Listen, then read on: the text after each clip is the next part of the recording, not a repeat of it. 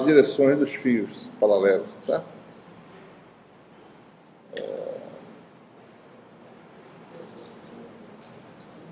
Então, essa é a observação, né? Os fios concorrentes fluindo no mesmo sentido, isso produz um efeito magnético de força, né, atrativa, né? Se as correntes fluem em sentidos opostos, você tem uma força repulsiva, né? Então, olhe para essas linhas de transmissão com altas correntes, certo? Fios paralelos, né? Certo? Um fio exerce força sobre o outro, certo? Isso varia na frequência de 60 Hz, né? Então, esses fios ficam vibrando o tempo todo, né? E no produto, né? Se a corrente em 1 é em 1 cosseno de ômega t, tá certo? E a outra aí 2 cosseno de ômega t mais uma fase, vamos despesar.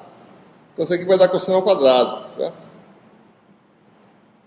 A força entre fios, que dá a frequência dupla, 120 Hz. Então, se você pode até observar isso, que esses fios ficam vibrando, tá certo?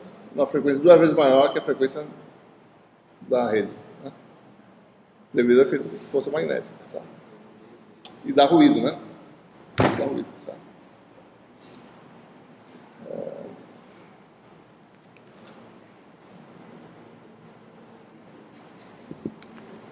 Muito bem.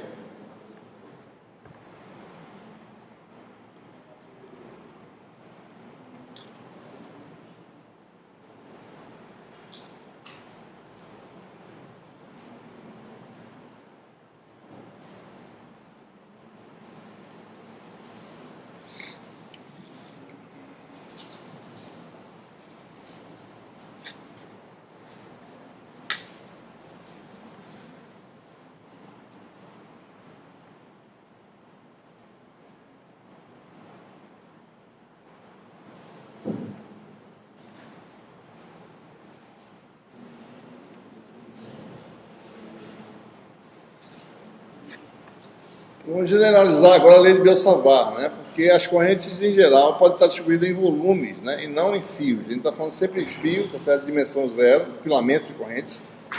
Mas a corrente pode estar distribuída em volume, tá certo? Em algumas situações, esse volume pode ser praticamente bidimensional, pode ser uma superfície. Então, a gente precisa saber como generalizar, né, a lei de Biot-Savart para um volume ou particularizar ela para o caso de uma superfície corrente. Então, para fio, a gente já sabe como é que a lei é, tá certo? Para fio de corrente, né? A lei é o campo B de uma distribuição de filamentar de corrente é dado pela integral sobre a distribuição μ0i dl', né? Vetorial vetor diferença sobre 4π modo desse vetor ao cubo.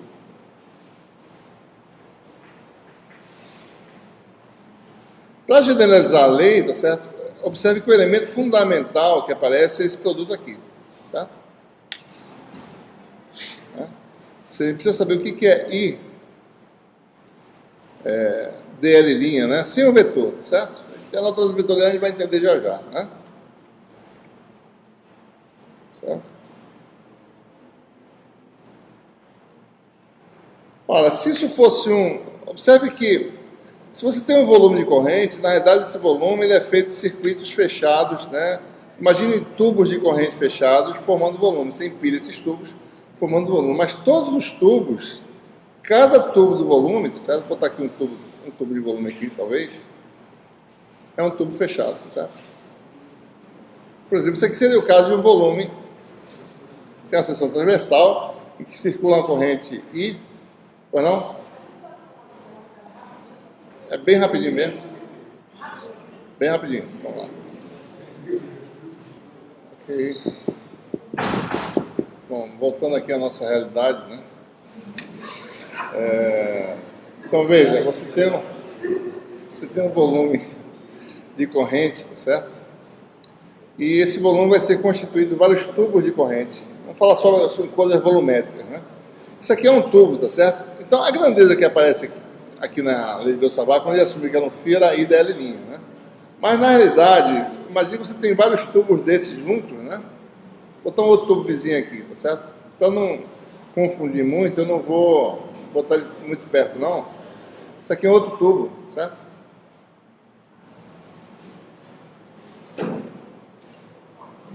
Observe que as correntes sempre vão fechar nesses tubos, tá certo?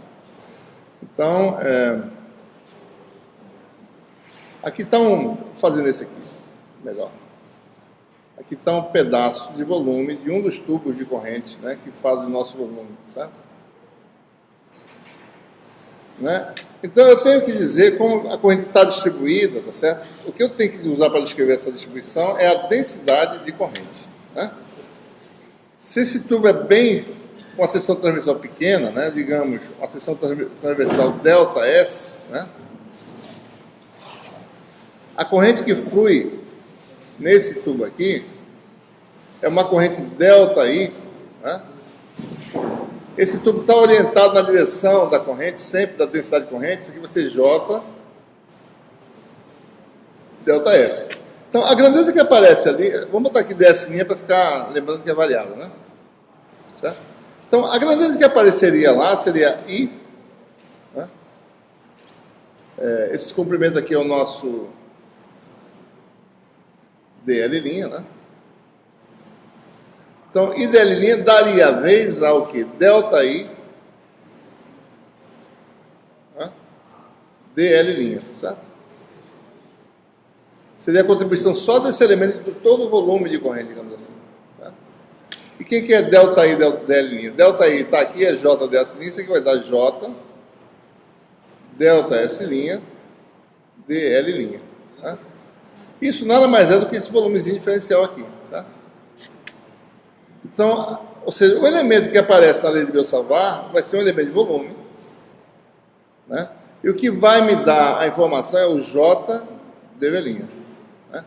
Então, a contribuição de elemento de volume seria um dB, certo? Sai isso aqui, entra isso aqui no lugar. Né? dB e zero. A natureza vetorial que estava aqui, tá certo? Vem agora para cá, né? Porque o elemento de volume não tem natureza vetorial. Então fica μ0, dV', botar dV' na frente, J, né? Que é uma função de x', pode variar, tá certo? No espaço, né? Produto vetorial.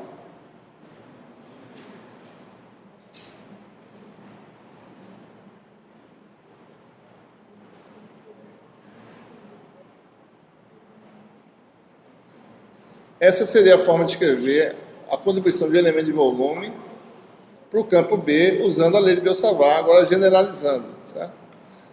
E, obviamente, então, vou fazer aqui agora um desenho mais... Aqui está o seu volume de corrente, ele foi quebrado em tubos, como eu mostrei aqui, tá certo? Mas no fundo você tem um volume, não importa como é que está a corrente distribuída, num elemento de volume dV', existe uma corrente que é J, que eu estou colocando aí na expressão. Esse elemento de corrente está localizado no vetor posição x'.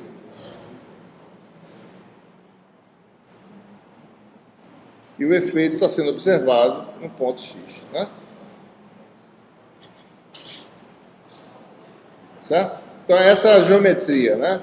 Agora lembre-se, né? Esse volume é um emaranhado de tubos, onde cada tubo é autocontido, ele se fecha porque a corrente tem que satisfazer aquele princípio de corrente estacionária, certo? Então, no fundo, né, isso pode ser, por exemplo, um enrolamento, certo? Né? Você está no volume aí, você estipula, certo? Bom, e qual é o resultado desse processo? Por integração, você teria o resultado, certo? O campo B, né? Certo? Aí é só botar o integral no lugar, certo? A integral de volume, né, daria esse resultado aí. Essa é a lei de Biot-Savart, a forma mais geral, certo? O resto é caso particular, né? Então a corrente de filamento é o caso particular dessa lei aqui. Então essa é a lei, vamos dizer assim, de Biot-Savart generalizada. Eu posso agora calcular o campo B de qualquer distribuição de corrente.